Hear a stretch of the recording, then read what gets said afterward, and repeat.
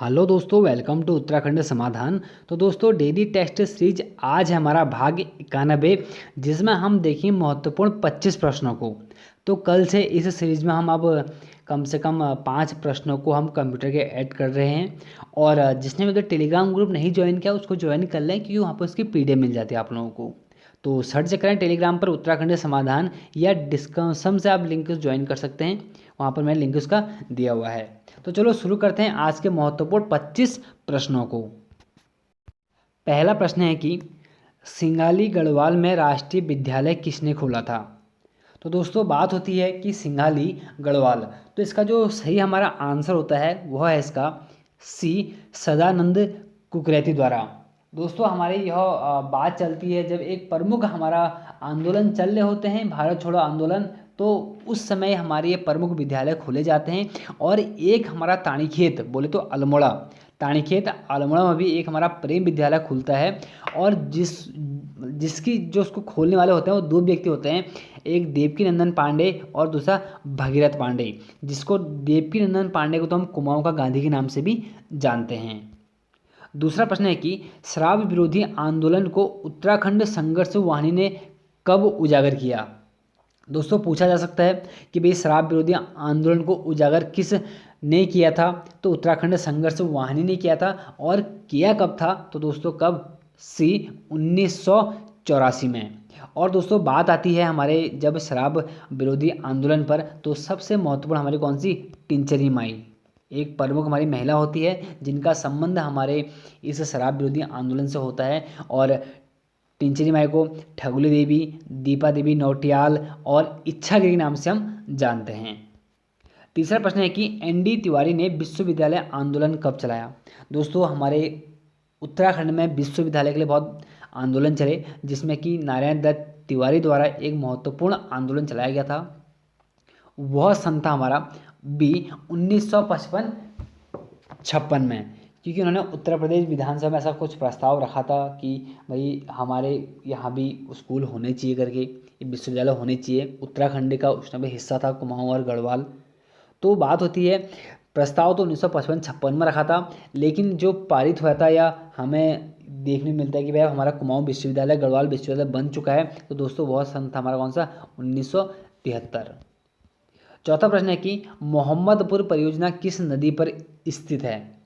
तो दोस्तों, बात आती है कि मोहम्मदपुर परियोजना की, तो यह दोस्तों हमारे गंगा नदी पर स्थित है। और गंगा नदी बात करें तो मात्र यह हमारे ज़्यादा नहीं, लगभग लगभग 9 मेगावाट, 9 से 10 मेगावाट की हमारी यह परियोजना है, और जो कि हमारे कहाँ हरिद्वार में स्थित है। और बात करते हैं दोस्तों, एक हमारी मोहम्मदपुर परियोजना के साथ हमारी एक और परियोजना हमारी हरिद्वार में ही गंगा पर, उसका नाम है कौन सा हमारा, पथरी पथरी परियोजना, जो कि ये थोड़ा सा उससे बड़ी है। ये लगभग हमारी 20 मेगावाट के लगभग हमारी होती है। और पांचवा प्रश्न है कि चिलियानीसौड़ हवाई अड्डा कहाँ स्थित है। तो बड़ा आसान सा दोस्तों, चिलियानीसौड़ हवाई अड्डा हमारे कहाँ पे है, तो यह हमारे कहाँ, डी, उत्तरकाशी में। माँ गंगा एयरपोर्ट के नाम से दोस्तों हम जानते हैं, तो किसको, हम चिलियानीसौड़ हवाई अड्डे को ही जानते हैं। छठा प्रश्न है कि टनकपुर से बागेश्वर रेल पथ को राष्ट्रीय परियोजना का दर्जा कब दिया गया है। तो दोस्तों, हमारी एक प्रसिद्ध परियोजना है रेल मार्ग की, टनकपुर से बागेश्वर। हालांकि आज तक यह बनी नहीं है, लेकिन सर्वेक्षण इसके ऊपर चल रहा है, बहुत जल्दी हमें देखने को मिलेगी उत्तराखंड में। लेकिन हमें तो यहाँ पर प्रश्न जानने से मतलब है कि जो टनकपुर से बागेश्वर रेल पथ है उसको राष्ट्रीय परियोजना का दर्जा, तो दोस्तों वह मिला था मार्च 2012 में। तो इसका हमारा बी आंसर सही है। और सातवां प्रश्न है कि थारू में सगाई रस्म को क्या कहा जाता है। थारू में सगाई रस्म को, तो दोस्तों यहाँ पर जो सगाई रस्म को हम बोलते हैं वह बोलते हैं क्या, सी, अपना पराया। और दोस्तों, इससे पहले हमारी कुछ महत्वपूर्ण परियोजना, ये कुछ क्या कहते हैं, रस्में होती हैं। तो उसमें हम रस्म की बात करते हैं, पक्की पौड़ी की। जब विवाह दोनों तरफ से तय हो जाता है ना, तो उसको पक्की पौड़ी बोलते हैं। और जब क्या होता है दोस्तों, जब बारात से, मतलब शादी से 10 या 15 दिन पहले इनमें एक रस्म होती है बात कट्टी की, और एक इसमें रस्म होती है क्या, चाला। होता क्या है, थारू में सगाई शादी तो हो जाती है, लेकिन शादी के बाद जो दुल्हन होती है एक दिन पति के घर में रह के फिर वापस अपने मायके में आ जाती है, अपने घर में आ जाती है। फिर वह अपने जो ससुराल में होती है, मतलब कि रहने के लिए, हमेशा के लिए रहने के लिए जाती है, तो या 3 महीने या 6 महीने, कहेंगे आपको 1 साल, तो ऐसा वर्णन देखने को मिलता है। लेकिन जब अपने ससुराल में मूल रूप से रहने लग जाते हैं उसको क्या बोलते हैं, चाला बोलते हैं। 8वां प्रश्न है कि श्रीकंठ पर्वत कहाँ स्थित है। तो इसका जो सही हमारा आंसर होता है दोस्तों, वह है हमारा कौन सा, ए, उत्तर काशी।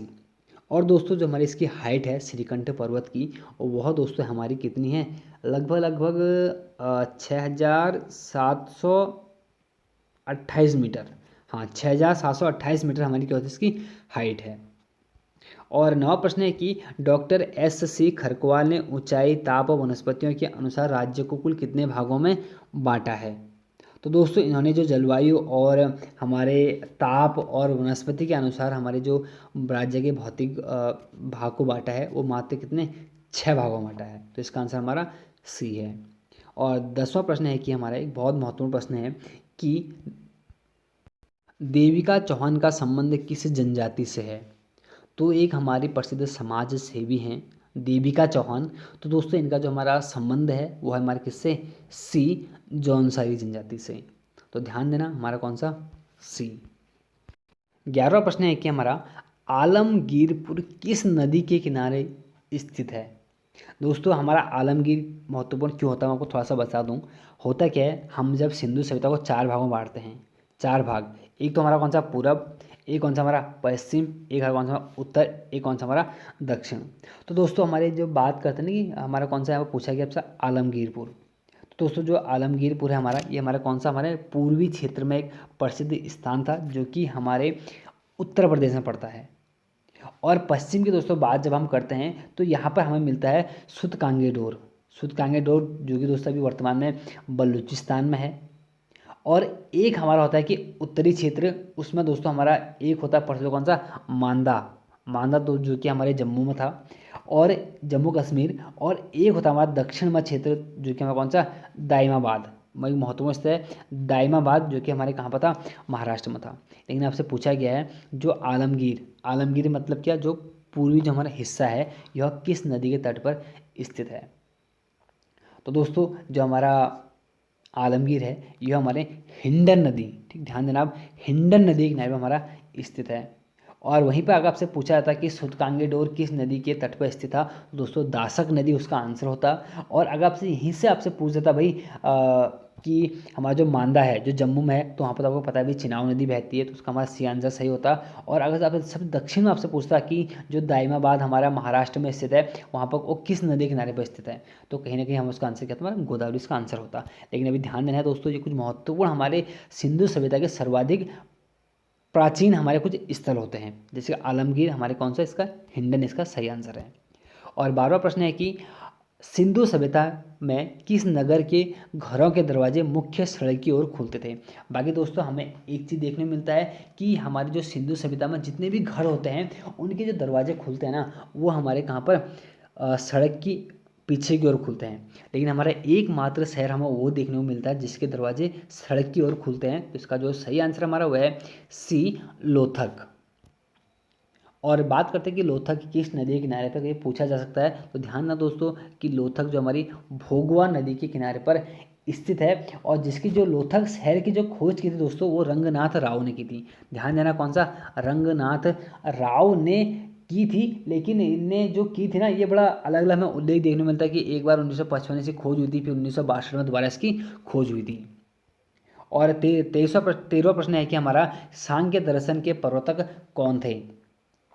तो जो हमारे सांख्य दर्शन के जो हमारे प्रवर्तक होते हैं दोस्तों, और वह थे हमारे कौन, कपिल। और दोस्तों हमें एक पतंजलि हमें देखने मिलते हैं योग के। और जब बात करें गौतम, तो गौतम है न्याय के देखने को मिलते हैं दोस्तों। और एक और जय जैमिनी बहुत फेमस है। तो पूर्व मीमांसा के हमारे कौन, जैमिन थे। लेकिन आपको यहाँ पर ध्यान देना है कि सांख्य दर्शन कौन, हमारे कपिल। और अगला प्रश्न हमारा कि गोमेतेश्वर की मूर्ति कहाँ स्थित है। दोस्तों बहुत ही महत्वपूर्ण है कि गोमेतेश्वर की मूर्ति कहाँ स्थित है। तो दोस्तों गोमेतेश्वर की मूर्ति जो हम बाहुबली जब बात करते हैं ना, बाहुबली, तो दोस्तों उसी से हमारा इसका संबंध है। बाहुबली की मूर्ति को हम बोलते हैं गोमेतेश्वर की मूर्ति। तो इसका जो हमारा सही आंसर दोस्तों वो हमारा कौन सा, आप जब बाहुबली की बात करते हो वहाँ से समझ गए कहीं ना कहीं कर्नाटक से इसका हमारा संबंध है। तो इसका बी आंसर सही है। और 15 प्रश्न है कि जैन धर्म के 23वें तीर्थकर कौन थे। तो दोस्तों जैन धर्म के जो हमारे 23वें तीर्थकर थे वो थे कौन, हमारे 500, थोड़ा सा मैंने गलत लिख दिया, ये हमारा कैसे होता है, हमारा कौन सा 500 ऐसे होता है, ठीक। तो हमारे 23वें जो तीर्थकर थे हमारे ये 500 थे।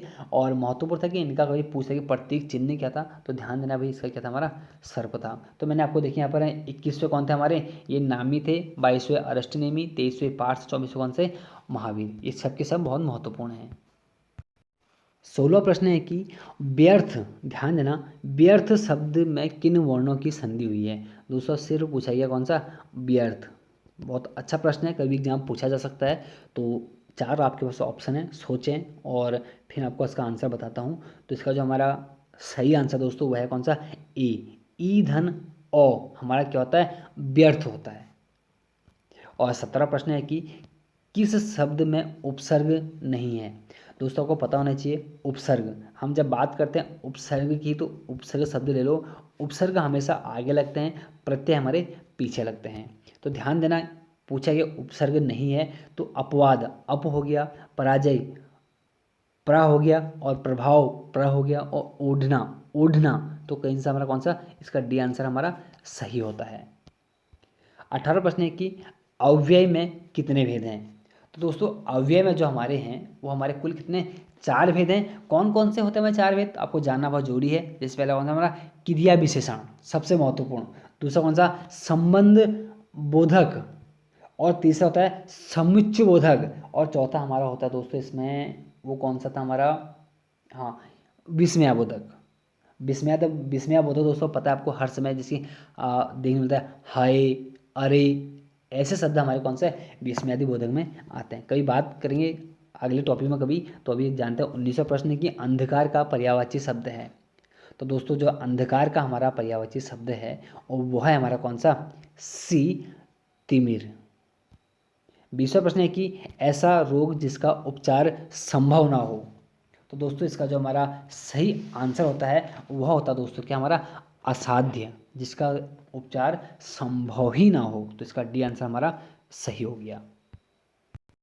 21वां प्रश्न है कि स्टोरेज माध्यम की क्षमता की इकाई है। तो कुछ आसान से प्रश्न लेके आऊँगा कुछ दिन आपके लिए मैं, कि स्टोरेज माध्यम की क्षमता की इकाई क्या है। तो इसका जो हमारा सही आंसर होता है दोस्तों वह है कौन सा, ए, बाइट।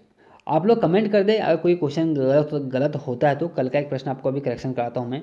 22वां प्रश्न है कि कंप्यूटर आंकड़ों में अशुद्धि को कहा जाता है। तो दोस्तों बड़ा आसान सा है, अशुद्धि क्या बोलते हैं कंप्यूटर में, तो हम बोलते हैं कौन सा, सी, बग।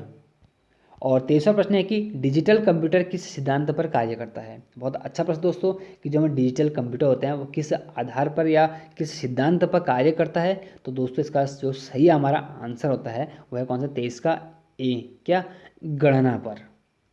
और 24वां प्रश्न है कि सर्वाधिक तेज गति का जो प्रिंटर है वह कौन से होते हैं। तो दोस्तों जो हमारे तेज गति के प्रिंटर होते हैं वो कौन सा, हमारे लेजर प्रिंटर होते हैं। अगर आप लोग कमेंट कर दें कोई नया अगर ऐसा कुछ है तो उसमें अपडेट मुझे जरूर बता दें आप लोग। और 25वां प्रश्न है कि कंप्यूटर भाषा फोर्ट्रॉन किस क्षेत्र में उपयोगी है। तो दोस्तों हमारा जो फोर्ट्रॉन होता है यह हमारे उपयोग होता है किसमें, सी, विज्ञान कार्य में। साथ ही हमारे इस कल के प्रश्न में 23वें में कि कंप्यूटर का मुख्य पटल कहलाता है, शायद यही प्रश्न था ना, हाँ यही प्रश्न था कि कंप्यूटर का मुख्य पटल कहलाता है। तो दोस्तों मैंने आपको शायद यहाँ पर आंसर, मैंने मदरबोर्ड आपको मैंने आपको बोला था यहाँ पर कौन सा, कीबोर्ड, ठीक। तो दोस्तों सबको पता था हमारा यहाँ पर कीबोर्ड ना, इसका आंसर क्या था हमारा, वो था कौन सा, बी, मदरबोर्ड। तो दोस्तों ये था हमारा कल का प्रश्न। बाकी दोस्तों साथ बनाए रखें, आपको यहाँ पर डेली अब 5 इसमें अब कंप्यूटर के प्रश्न ऐड हो चुके हैं, ये आपको डेली मिलेंगे। और हिंदी के प्रश्न आपको बहुत जल्दी इसमें अच्छे अच्छे प्रश्न देखने को मिलेंगे। थोड़ा सा हिंदी पर काम अभी चल रहा है। तो चलो मिलते हैं एक नेक्स्ट वीडियो में। बाकी साथ बनाए रखें दोस्तों, लाइक शेयर कमेंट तो आपका बनता है करना, लेकिन आप लोग करते नहीं हैं। लेकिन चलो आपकी स्वेच्छा है। तो मिलते हैं दोस्तों नेक्स्ट वीडियो में। जय हिंद, जय भारत।